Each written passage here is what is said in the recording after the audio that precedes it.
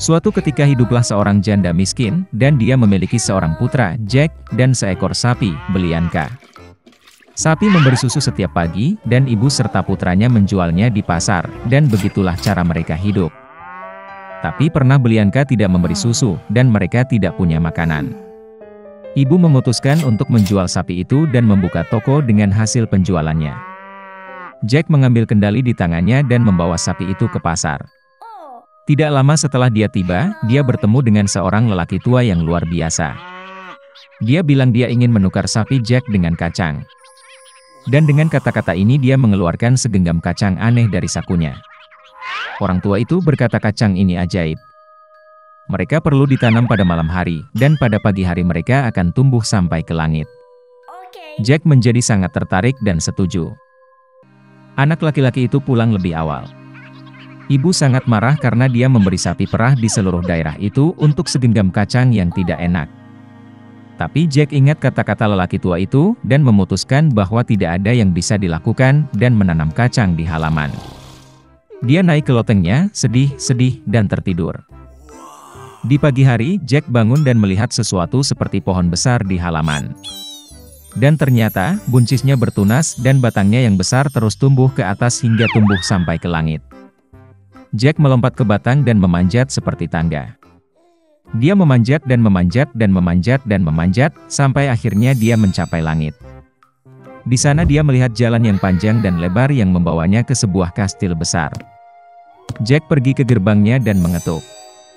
Gerbang terbuka, dan seorang wanita jangkung berdiri di ambang pintu. Dengan gagap ketakutan, anak laki-laki itu meminta sesuatu untuk sarapan. Raksasa wanita itu membiarkannya masuk, tetapi memperingatkannya untuk tidak menarik perhatian suaminya, karena dia kanibal. Dia membawa Jack ke dapur.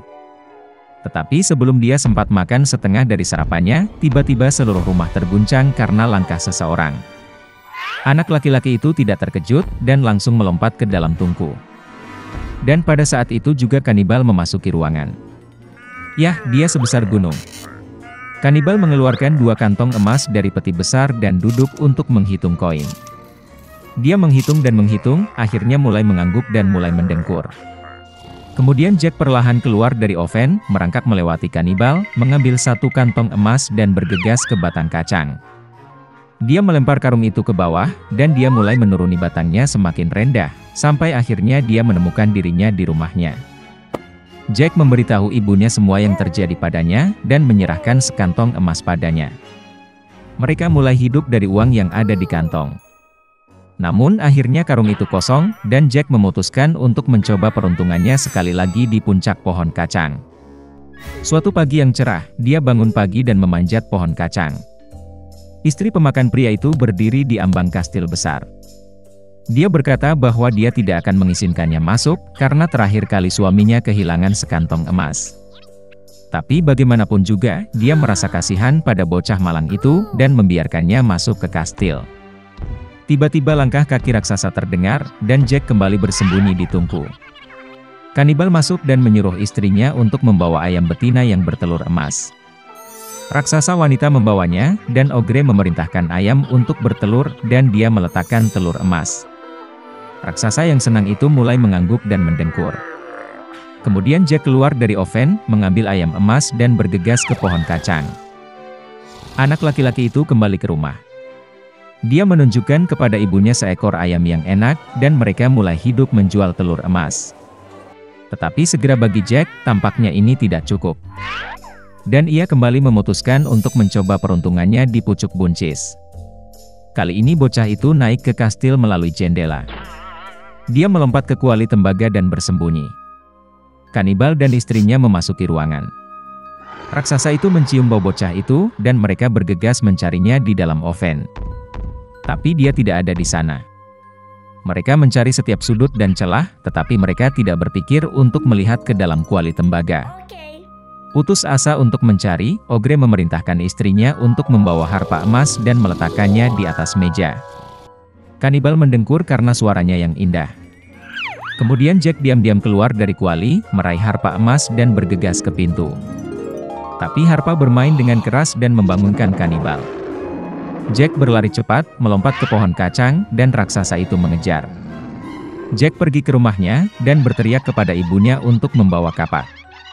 Sang ibu berlari keluar dengan kapak di tangannya, anak laki-laki itu mengambil kapak dan mulai memotong pohon kacang. Raksasa itu merasakan batangnya berayun dengan keras dan berhenti. Kemudian Jack memukul lagi dengan kapak dan memotong pohon kacang.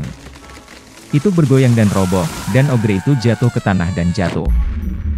Sejak hari itu, Jack dan ibunya tidak pernah mengenal kemiskinan lagi. Tetapi anak laki-laki itu sangat menyesal karena keserakahan mereka hampir membayar dengan nyawa mereka. Dia berjanji bahwa dia tidak akan pernah mencuri lagi dan akan bekerja keras untuk kebaikan keluarga. Dahulu kala, seorang tukang giling memelihara seekor keledai. Selama bertahun-tahun, keledai bekerja keras dan menjadi penolong yang sangat diperlukan bagi tukang giling. Tapi tahun-tahun berlalu, dan keledai itu menjadi tua dan lemah. Dia tidak bisa lagi bekerja di penggilingan, dan pemiliknya tidak punya sarana untuk memberi makan hewan itu. Jadi setelah sedikit merenung, tukang giling membawa keledai itu ke ladang dan meninggalkannya. Keledai itu tersandung di tempat untuk waktu yang lama, tidak tahu harus berbuat apa. Tiba-tiba ia memutuskan akan pergi ke kota gemilang Bremen, untuk menjadi musisi jalanan dan mencari nafkah dengan bermain gitar. Jalan menuju kota membawa keledai ke hutan. Untuk waktu yang lama dia melewati pepohonan sampai dia bertemu dengan seekor anjing yang sedih tergeletak di rumput. Dia telah berlari jauh, dan sekarang dia kelelahan di jalan. Keledai itu menyapa anjing itu dan bertanya mengapa dia sedih. Kemudian anjing itu berkata bahwa dia dulunya adalah pemburu yang hebat, sehingga tidak ada satu mangsa pun yang bisa melarikan diri. Tapi sekarang dia sudah tua dan tidak bisa lagi mengejar permainan. Karena itu, pemilik mengusirnya. Keledai itu berpikir sejenak, lalu memberitahu anjing itu bahwa dia berencana menjadi musisi jalanan. Tiba-tiba anjing itu melompat dan menggonggong dengan gembira. Ternyata dia tahu cara menyanyi dan memainkan drum dengan baik, dan karena itu tidak keberatan menemani keledai itu dan memutuskan. Sekarang keledai itu tidak pergi ke Bremen sendirian. Mereka berjalan melintasi hutan bersama, dan masing-masing bernyanyi dengan caranya sendiri sebaik mungkin. Dan kemudian mereka bertemu seekor kucing di jalan. Dia sangat sedih karena teman yang baru berteman tidak bisa lewat. Mereka mulai bertanya kepada kucing itu mengapa dia begitu tidak bahagia. Ternyata nyonya jahat mengusir kucing itu keluar rumah, karena ia sudah tua dan tidak bisa lagi menangkap tikus. Kemudian keledai itu berunding dengan anjing itu, dan mereka memutuskan untuk membawa kucing itu ke dalam kelompok sebagai pemain biola.